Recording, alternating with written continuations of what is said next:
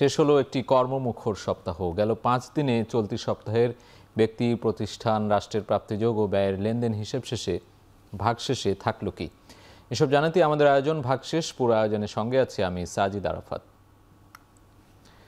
শুরুতে জানবো দেশের অর্থনৈতিক প্রবৃদ্ধির যে গতি সেটি কেমন চলছে। বিশ্লেষকরা বলছেন এই প্রবৃদ্ধির গতি অনেকটাই স্লথ এবং পিআরআই এর একটি সামষ্টিক অর্থনীতি বিশ্লেষণে সম্প্রতি উঠে এসেছে এই তথ্য। তাদের বিশ্লেষণ বলছে গেল 2024-25 অর্থবছরের তৃতীয় প্রান্তিকে দেশের জিডিপি প্রবৃদ্ধি ছিল 4.86%। তবে বিভিন্ন খাতে মন্দার প্রভাব শেষে প্রান্তিকে তা নেমে যায় 3.35%। আমরা সেই পরিসংখ্যানটা একটু দেখে আসতে চাই, যেটি বলছিলাম যে পলিসি রিসার্চ ইনস্টিটিউট তাদের যে জরিপ সেইটিতে অর্থনৈতিক প্রবৃদ্ধির যে জিডিপি প্রবৃদ্ধির যে শতাংশ সেটি আমরা দেখতে পাচ্ছি 2024-25 অর্থবছরের তৃতীয় প্রান্তিকে 4.86% ছিল সেই জিডিপি প্রবৃদ্ধির শতাংশ, এবং পরবর্তীতে শেষ প্রান্তিকে এসে 2024-25 অর্থবছরে সেটি কিন্তু অনেকখানি নেমে গিয়েছে, অর্থাৎ 3.35% দেখতে পাচ্ছি। এবং বার্ষিক যে গড় প্রবৃদ্ধি 2024-25 অর্থবছরে সেটি 3.66% দেখতে পাচ্ছি। এবং রাজস্ব আহরণের যে পরিমাণ বা যে প্রবৃদ্ধি সেটি 2023-24 অর্থবছরে ছিল 7.3%। সেটি পরবর্তী যে অর্থবছর 2024-25 অর্থবছরে সেই রাজস্ব আহরণের পরিমাণ যে বা প্রবৃদ্ধি সেটি কিন্তু অনেকখানি কমে গেছে, আমরা 6.6% দেখছি।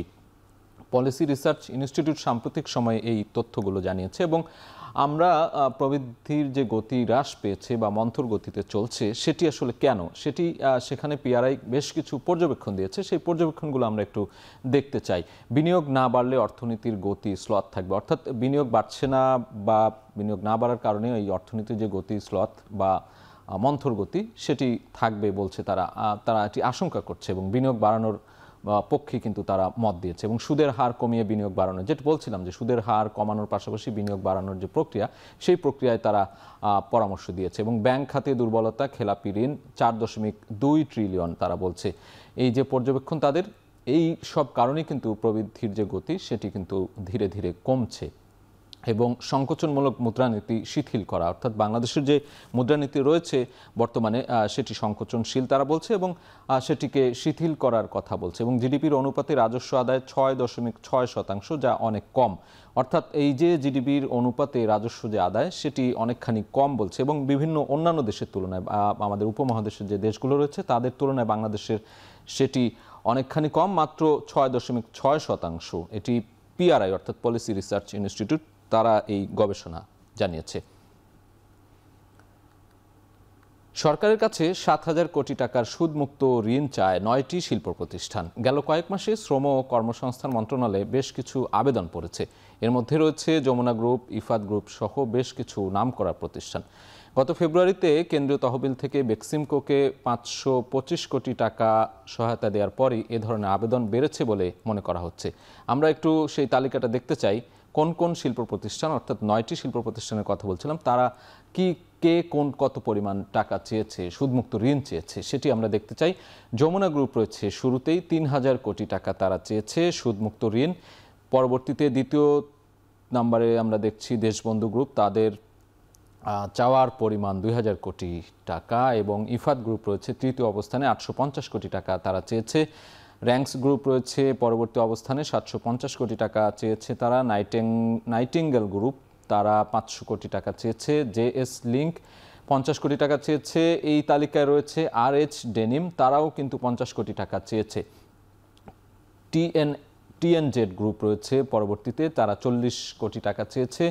ফায়াজ কম্পোজিট তারা চেয়েছে 30 কোটি টাকা। শ্রম ও কর্মসংস্থান মন্ত্রণালয়ের যে সূত্র সেই সূত্রে আমরা এই তথ্যটি জানিয়ে দিচ্ছিলাম। এবং সর্বমোট 7,270 কোটি টাকা সুদমুক্ত ঋণ চেয়েছে এই 9টি প্রতিষ্ঠান। সেই তালিকায় কিন্তু আমরা এখানে দেখানোর চেষ্টা করলাম এই প্রতিষ্ঠানগুলো কিন্তু তারা এই সহায়তা চেয়েছে।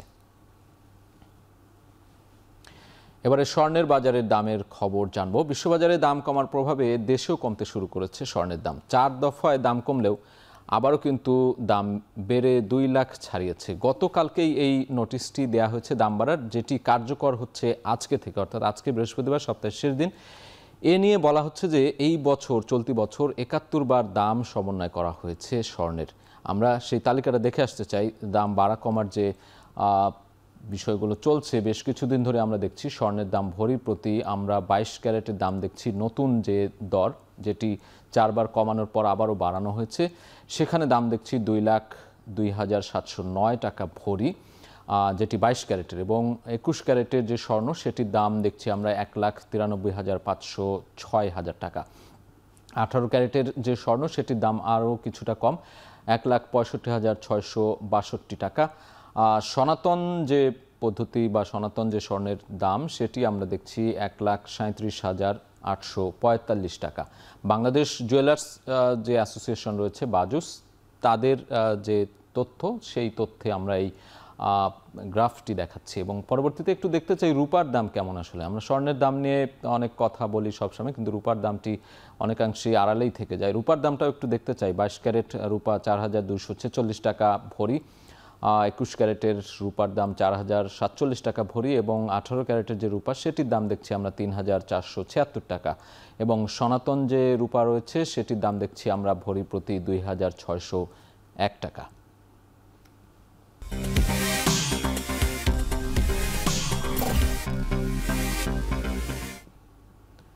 দুই বছর লভ্যাংশ ঘোষণা করতে ব্যর্থ হওয়ায় পুঁজিবাজারে তালিকাভুক্ত ৩টি কোম্পানির ক্যাটাগরিতে পরিবর্তন এনেছে Bangladesh security exchange commission. A category থেকে জেড ক্যাটাগরি থেকে স্থানান্তরিত করা হয়েছে তাদের বেশ কয়েকটি কোম্পানিকে। আমরা একটু সেই তালিকাটা দেখতে চাই। ডিএসসি যে ক্যাটাগরি করেছে সেটি আমরা পুঁজিবাজারের অবনমন বলা হচ্ছে। কোম্পানির নামগুলো আমরা দেখছি, 3টি কোম্পানির কথা বলছিলাম, মেঘনা সিমেন্ট, বসুন্ধরা পেপার এবং স্টাইল ক্রাফট। তাদের পূর্বের অবস্থান ছিল এ ক্যাটাগরিতে। আমরা দেখতে পাচ্ছি মেঘনা গ্রুপ এ ক্যাটাগরিতে ছিল, বর্তমানে তাদের অবস্থান জেড ক্যাটাগরিতে। শেয়ার প্রতি লোকসান তাদের আমরা দেখতে পাচ্ছি ৩৬ টাকা ৫৮ পয়সা, এবং বসুন্ধরা পেপার তারাও কিন্তু এ ক্যাটাগরিতে ছিল, তাদের যে অবনমন হয়েছে, অবনমন হয়ে জেড ক্যাটাগরিতে অবস্থান করছে এই মুহূর্তে তারা, এবং তাদের লোকসানের পরিমাণ আমরা দেখছি শেয়ার প্রতি ১৮ টাকা ৯৮ পয়সা। ৩ নম্বর যে কোম্পানির নাম সেটি স্টাইল ক্রাফট। পূর্বের অবস্থান তারা বি ক্যাটাগরিতে ছিল, পরবর্তীতে তাদের যে অবনমন হয়েছে শেয়ার প্রতি লোকসানের কারণে তারাও জেড ক্যাটাগরিতে অবস্থান করছে, এবং তাদের শেয়ার প্রতি লোকসানের পরিমাণ আমরা দেখছি ১ টাকা ৮ পয়সা। এদিকে চলতি সপ্তাহের শেষ কার্যদিবসে ঢাকা স্টক এক্সচেঞ্জে ডিএসইএক্স সূচক বেড়েছে ২৯ পয়েন্ট। লেনদেন হয়েছে ৪৭৬ কোটি ১০ লাখ টাকা, যা আগের দিনের চেয়ে ২৭ কোটি টাকা কম। আমরা আজকের সপ্তাহ শেষের যে ঢাকা স্টক এক্সচেঞ্জের চিত্র সেটি একটু দেখতে চাই। সূচক ও লেনদেনের বিষয়ে বলছিলাম, ডিএসইএক্স ৫,১২২ পয়েন্ট এবং পয়েন্ট বেড়েছে বলছিলাম ২৯.28 পয়েন্ট বেড়েছে, এবং লেনদেন হয়েছে ৪৭৬ কোটি ১০ লাখ এবং ২৭ কোটি টাকা কম লেনদেন হয়েছে, অর্থাৎ লেনদেন কমেছে। কিন্তু দর পরিবর্তনের বিষয়টি আমরা একটু জানতে চাই। ২৪১টি কোম্পানির দর বেড়েছে এবং ৮১টির দর কমেছে, এবং ৭২টি কোম্পানির দর অপরিবর্তিত রয়েছে। এই ঢাকা স্টক এক্সচেঞ্জের সপ্তাহ শেষের যে চিত্র সেটি আমরা দেখালাম।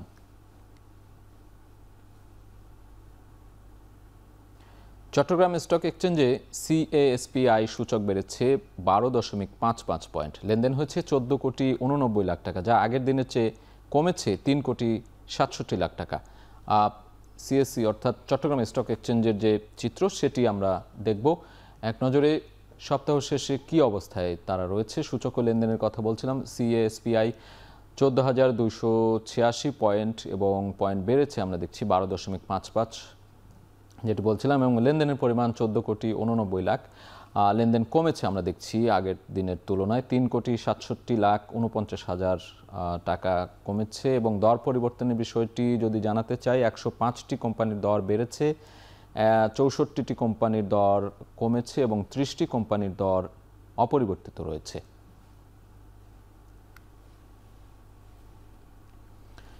এ পর্যায়ে দেখব ঢাকা পুঁজিবাজারের সার্বিক সূচকের যে চিত্র সেটি। সার্বিক সূচক কমেছে প্রায় ২৮ পয়েন্ট, মূলধন কমেছে ৫৮,০০০ কোটি টাকার বেশি।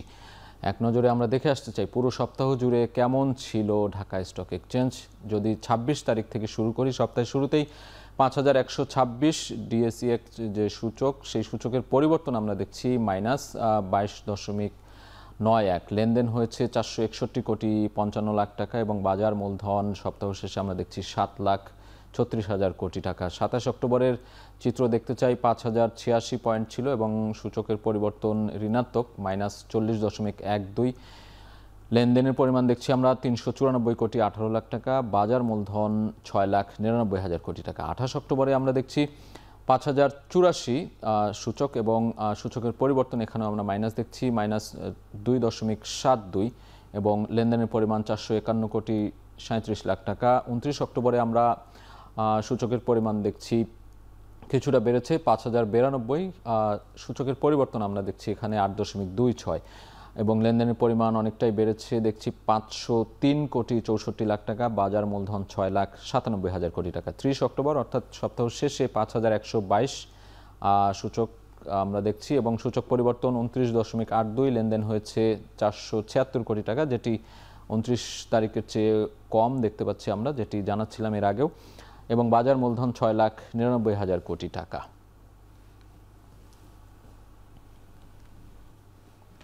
নেত্রকোনার মোহনগঞ্জে সাপ্তাহিক ডিমের বাজারে বেড়েছে কেনাবেচা। হাওর অঞ্চলে অন্যতম বড় এই বাজারের ডিম যাচ্ছে দেশের বিভিন্ন স্থানে। সরবরাহ বাড়ায় গেল সপ্তাহের তুলনায় 200 টাকা পর্যন্ত কমেছে ডিমের দাম। এ নিয়ে মোহনগঞ্জের ডিমের বাজার থেকে বিস্তারিত জানিয়েছেন রিফাত আহমেদ রাসেল। নেত্রকোনার মোহনগঞ্জের এই শেখবাড়ি মোড়ে প্রতি সপ্তাহে ডিমের বাজারে একটি বড় বাজার বসে এবং আজকের বাজারে কিন্তু ডিমের একটি বড় কেনাবেচা হচ্ছে এবং ব্যবসায়ীরা বলছেন যে আজকে বাজারে পর্যাপ্ত পরিমাণে ডিম এসেছে এবং যেই ডিমগুলো আসে সেই ডিমগুলো মূলত একেবারে হাওর পাড়ে যে প্রান্তিক খামারিরা রয়েছে সেই খামারিরাই কিন্তু এখানে ডিম নিয়ে আসেন। এখানে নেত্রকোনার মোহনগঞ্জ, খালিয়াজুড়ি এবং মদন ছাড়াও পার্শ্ববর্তী সুনামগঞ্জ জেলার মধ্যনগর এবং ধরমপাশা থেকেও কিন্তু খামারিরা এখানে ডিম নিয়ে আসেন। তবে আজকের বাজারে সর্বোচ্চ আসলে 1200 থেকে 1300 টাকার মধ্যে কিন্তু ডিমের বেচে কেনা হয়েছে, যা গেল বছরের তুলনায় প্রায় 200 থেকে 300 টাকা পর্যন্ত কম বলে জানিয়েছেন আসলে খামারিরা। তারা যেমনটা জানিয়েছেন যে আসলে আজকে যে ডিমের দরদাম রয়েছে তা গেল সপ্তাহের তুলনায় অনেকটাই কম, যার ফলে তাদের যে আসলে খামারের আনুষঙ্গিক ব্যয় এবং শ্রমিকদের ব্যয় মেটানোর পরে কিন্তু লভ্যাংশ একেবারে অনেকটাই কমে আসছে। গেল বছর যেখানে এই সময় এই বাজারগুলোতে আসলে সর্বোচ্চ 1800 টাকা পর্যন্ত ডিমের বাজার উঠেছিল, এবছর কিন্তু সেই দাম কিন্তু অনেকটাই কমে এসেছে বলে অভিযোগ করেছেন আসলে খামারিরা। তবে এই বাজারে যেই কেনাবেচা এখান থেকেই প্রতি সপ্তাহে কিন্তু রাজধানী শহর ঢাকা সহ দেশের বিভিন্ন স্থানে কিন্তু ডিম সরবরাহ করে থাকেন ব্যবসায়ীরা। এখানে প্রতি সপ্তাহে গড়ে 2 থেকে 2.5 লাখ ডিমের কেনাবেচা হয় এবং এর বাজার কিন্তু গড়ে 30 থেকে 40 লাখ টাকা পর্যন্ত। হাওড়ের অন্যতম এই বড় ডিমের বাজার থেকে ব্যবসায়ীরা যেভাবে ডিম সরবরাহ করছেন, সামনের বাজারগুলোতে ডিমের সরবরাহ আরও বাড়বে বলে মনে করছেন ব্যবসায়ীরা। তবে ডিমের যে দরদাম, সেই দরদাম যদি আসলে কমে আসে তাহলে কিন্তু এখানকার যে প্রান্তিক খামারিরা রয়েছে তারা কিন্তু লসের মধ্যেই থাকবে বলে জানিয়েছেন। তো এই ছিল আমার কাছে নেত্রকোনার মোহনগঞ্জ থেকে ডিমের বাজারের সর্বশেষ।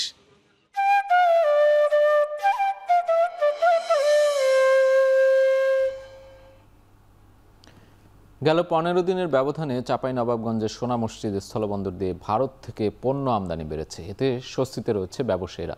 তবে রাজস্ব ফাঁকি দিতে সাধারণ চালের নামে বাসমতি চাল আমদানি করছেন ব্যবসায়ীরা, দাবি কাস্টমসের।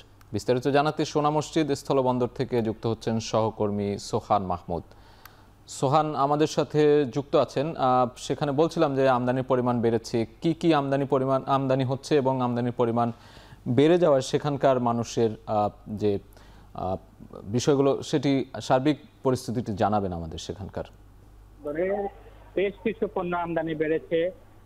পাথর গত 15 দিন আগে এই স্থলবন্দর দিয়ে 100 প্রায় ট্রাক এই স্থলবন্দর দিয়ে আমদানি হতো, যা এখন 200 কাছাকাছি হচ্ছে। আমরা বিকেল থেকে স্থলবন্দরে এসে দেখতে পেয়েছি সারাদিনে অন্তত 300টির বেশি পণ্যবাহী ট্রাক এই স্থলবন্দরে প্রবেশ করছে। আমরা কাস্টমস কর্তৃপক্ষের সঙ্গে কথা বলেছিলাম, তারা বলছেন গত 15 দিনের ব্যবধানে এই স্থলবন্দরে বিভিন্ন পণ্য আমদানি বেড়েছে। তবে একটি সমস্যার কথা তারা বলছেন, বিশেষ করে চাল আমদানি হচ্ছে দিনে 50 ট্রাকের বেশি।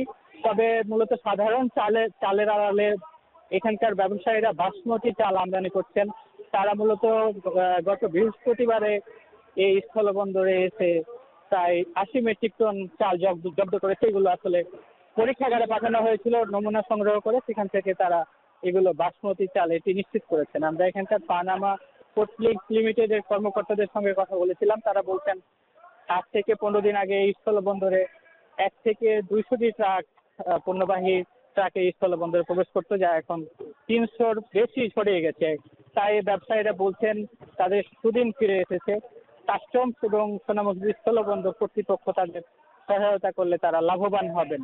এখানকার কয়েকজন ব্যবসায়ীর সঙ্গে আমরা কথা বলার চেষ্টা করেছি, তারা বলছেন আসলে কাস্টমস কর্তৃপক্ষ ও এখানকার পানামা কর্তৃপক্ষ কিছুটা অসহায়তা করেন তাদের, এই জন্য তারা কিছুটা শঙ্কায় রয়েছেন। তবে আবারও ব্যবসায়ীদের সুদিন ফিরবে এমনটাই আশা করছেন তারা। আমরা কাস্টমস কর্তৃপক্ষের সাথে কথা বলেছি। গত 24-25 অর্থ বছরে এই স্থলবন্দরে প্রায় 1400 কোটি টাকা রাজস্ব ঘাটতি হয়েছিল। এখন মূলত এই বছরে তারা এই সংখ্যায় নেই, কারণ এখন ইতিমধ্যে স্থলবন্দরে বিভিন্ন পণ্য আমদানি হচ্ছে। আমরা এসে দেখতে পেয়েছি এই স্থলবন্দরে সবচেয়ে বেশি পাথর আমদানি হচ্ছে, এখানে নারকেল আমদানি হচ্ছে, সবচেয়ে বেশি হচ্ছে এই যে স্থলবন্দরে মরিচ আমদানি হচ্ছে। এই স্থলবন্দরে কিন্তু এর আগে ওইভাবে মরিচ আমরা দেখতে পাইনি। এখানে টমেটো আমদানি করা হচ্ছে, বিভিন্ন ধরনের পণ্য এই স্থলবন্দরে আসছে বলে আমরা জানতে পেরেছি। তো এই ছিল আমার কাছে চাঁপাইনবাবগঞ্জের সোনামুখী স্থলবন্দর থেকে সর্বশেষ। সোহান, ধন্যবাদ। সহকর্মী সোহান মাহমুদ যুক্ত ছিলেন চাঁপাইনবাবগঞ্জ থেকে, আমাদের সবশেষ সেখানকার খবর জানাচ্ছেন।